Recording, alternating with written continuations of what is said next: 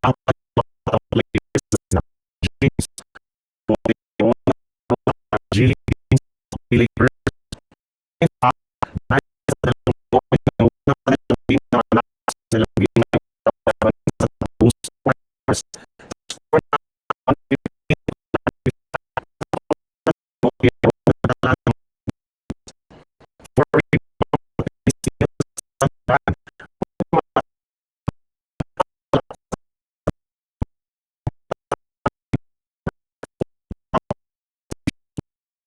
bukod rin nga sa kanya ay nagpakitang gilas na rin naman nga dito si Bronny James na gumawa ng 15 points, 8 assists, 4 rebounds at 3 steal, habang ang pinakabagong two-way player na rin naman nga ng Lakers na si Drew Timm ay kumuha naman dito ng 18 points at 15 rebounds.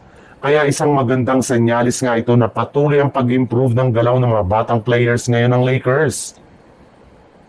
Sa ibang balita naman, makalipas lamang ang ilang linggo mula nang malahimik ang trade rumors kay Jonathan Kuminga, ay bumalik na naman nga ito matapos siyang magtamo ng injury at hindi makapaglaro sa team sa kanilang mga nakalipas na laban.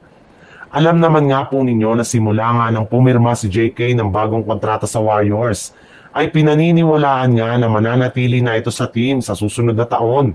Lalo pat naging maganda ang performance nito sa kanilang mga unang laban. Ngunit akala nga ito ay bigla na lang nagbago matapos uminit na naman ngayon ng araw ang trade rumors patungkol kay Jonathan Kuminga.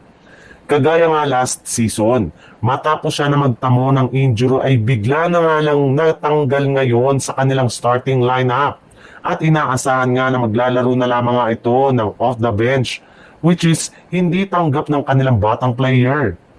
Sa madaling salita, nagkakaroon na naman nga ng hindi pagkakaintindihan si Coach Steve Kerr at si Jonathan Kuminga.